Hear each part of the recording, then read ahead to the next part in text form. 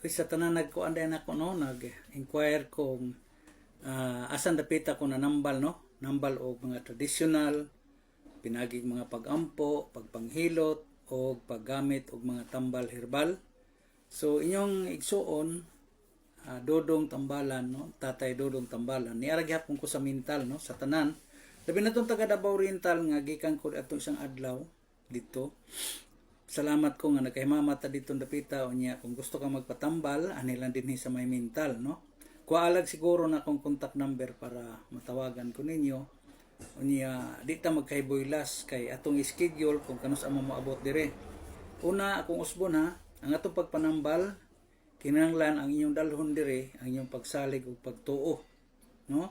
Nya katong mga tawo nga medyo alanganin sa pagpatambal og sama nato mga traditional nga pagpanambal, okay ra pud nga dili mo moanhi, pero katong mga tao ha nga masin-basin ba dili man ta moingon nga ang ato ang mga pasyente moanhi dinhi ato ginasin mamaayo, pero kung basin daig tambag mata tabangan kanako nya makahatag ko nimog ideya aron pagalam sa imong lawas labi na gyud sa atong mga edad-edaran na no.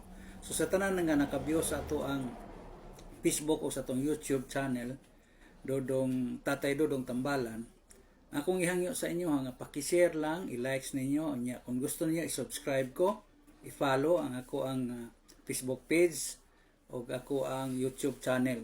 Kay importante ni siya makaigsunan ako kay sa karon nga panahon dili lang unta kanunay nga ato ang tuuhan ba o atong saligan nga ang tambal naara gyud sa pagtuon og siyentipiko nga pamaagi. Kay dunay mga pamaagi karon og atong isipon yun nga dunay mga sakit karon nga dili basta-basta na lang nga medisina ang atong itambal ni ana. Ngano man kun medisina kinahanglan imuhang ma-prove nga gikan na siya bakterya, mga viruses o kanang gitawag natog mga hilo nga nakaon sa tao o kanang dunay mga diferensya nga makita natog siyentipiko nga pamaagi, pero doon na may hinungdan. Kaya ang importante atong mang sayron ang hinungdan, doon na may hinungdan sa atong sakit nga dili na to makita sa siyentipiko nga pamaagi sa pagsusi. Sama nang di ba magpa laboratory ta, magpa check up ta. Dili man makita, wa may makita sa findings dito sa laboratory. Ikaduha nga katarungan ako nga kinahanglan usab nga mutuo gyud ta og mga pamaagi sa kinaraan nga pamaagi. Kay kaning ato ang pamaagi karon nga kanunay lang gyud tang naa sa tong isip ba, naka-mindset na daan nga og natay sakit unsa nalay akong ipalit og tambal. Nakoy sakit unsa nalay ako ang buhaton makapahospital ba ako. Nga di man ko dawaton dito og wa koy kwarta. Og natay sakit karon ang atong hunahuna dayon kwarta. Pero ba di ka masayod nga dunay mga sakit nga di madaog kwarta. Gani bisan kani atong kinabuhi kung gusto natong dugangan ang atong kinabuhi di nato pwede nga atong paliton og kwarta ang dugang mga adlaw o mga oras aron mabuhi pa tayong pabilin tayong kalibutan na di makapasalig ng kwarta. So ug atong isipon kung kanang kwarta ang ato ang hunahunaon gyud nga may makapadugang sa atong kinabuhi, so dapat ang taas og kinabuhi karon mga tao katong mga kwartahan, katong dali makapa-ospital, dali makapa-opera, makapa-dialysis. Pero ikaw, sigurado ba ka? Kung wa ka gi-dialysis karon, kung panalitan buhi ka karon, nag-dialysis ka, sigurado ka nga hinungdan nga nung nagpabiling kang buhi ka, gumikan kay pirmi kang magpalimpyo kada semana. O sigurado ka, gumikan kay naa kay gi-maintenance, naa kay ginapalit, nga tambal, nga sige kag tumar, abtan pa ka sunod semana, sunod tuig, o pila pa ka tuig ay mong kinabuhi. Doon na ka ba'y proof, ana? Kung proof manggaling ang ato ang gitawag nato sumbanan nga importante gyud na siya kay na mindset na nato karon sa atong panahon nga kana ra gyud mga tawhana, kana ra gyud mga grupuha ang makatabang sa atong masakit ug balatian, pero dili sila ka-prove nga makadugang og kinabuhi. Og pananglit atong hunahon atong isipon ha, subayon nato ang mga katarungan atong sutaon kung tinuod ba gyud ang tanan. Direta atong unahon diri sa atong pagtuon ni anang mga butanga diin kani adto pa wa pa ng mga scientific nga eskwelahan, wa pa ng mga unsa pang mga laboratory, ang tao nabuhi na. Kaniadto og karon naa na ng mga sakita, mao ra gyapon ang sakita. Way nadugang ana, unsa may nadugang sa mga sakit kana karon atong gikabalakan? Ang hunahuna sa tao ug ang hunahuna sa tao aron ang mga tao kumbinsi nga sila ra gyud ang makaayo. Pisultian ta ka ang sakit kaniadto og sakit karon maura na. Maura na siyang sakita. Pero ngano kaniadto wa pa may dagkong ospital, wa pa may tig-opera, wa pa may tig-dialysis, wa pa tig-chemo.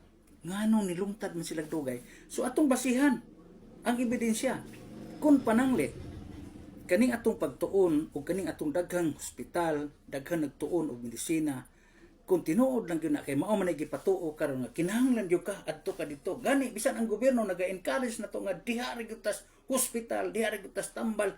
Gani nagsuporta sila ni ana. Naghatag sila budget. Pero ambot og ipalit pa po kanilang tambal ng uban diha.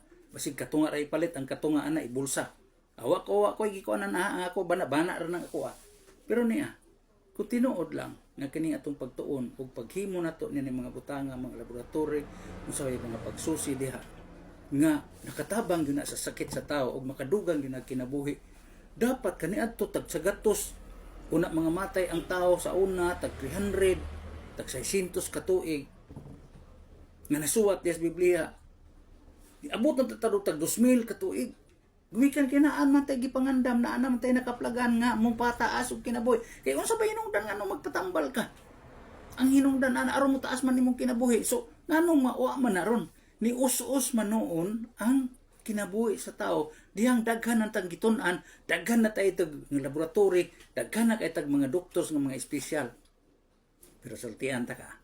Kani ato-ato lang ha. Ay lamog ka lain diha pananglit. Diring partiha layo ko sa iyong dughan, layo ko sa iyong pangutok, una-unaon ta ka. Bisan sa amo ang pagpanambal ingon ani lang, daghan ba pud mo duol na mo. Katong mga tao nga murag wa ko maingon ni tagam, napulan na siguro. Katong mga tao nga nahurot-hurot ni gud ang tao ng kwarta.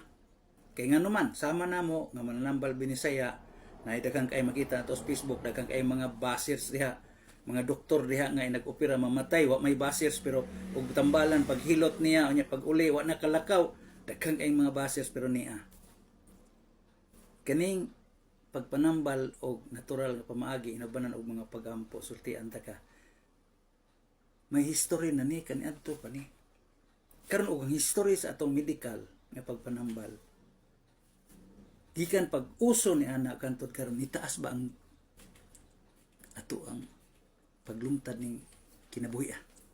Ikaw diya karon naminaw. Ikaw karon nagtan-aw karon diya. Unya kumusta? Gumikan kay natay mga modernong pagpanambal. Isangot ba ni asinso na ba imong kinabuhi? Kung nasud ka karos utang gumikan anang mga butanga. Kay usahay madala man ta sa istorya nga og di jud ka pa-opera. Wa jud ka.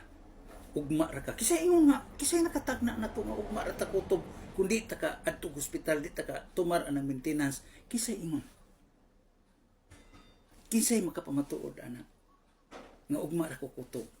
Di ba kanang nay mga taning niya ang katawanan ra ba aning tanan no kay ug natay buhaton nga murag masupak sa kabubuton sa Dios sa katapusan lintunganay kay negative man ang resulta ang Ginoo ra ba itong pasanginlan. Pero nasuwat man sa Biblia diha nga sa dihang ikaw adunay grasya og mga bugat nga gibuhaton pagbantay ngano man kay mudaghan ang mga hinungdan sa negatibong hinungdan sa kalibutan nga ikaw may pasanginlan. Ikaw pasanginlan. Manang sa ato ang mga tao ka sa atong katilingban karon naragad og mutuo mo sa amuang mamaagi. Salamat. Nya buduol mo nako. Free atong check up nako ipainom ninyo mga tambal, tambagan tamo unya atong ubanan og mga pagampo sa Ginoo, pagpangaliupo.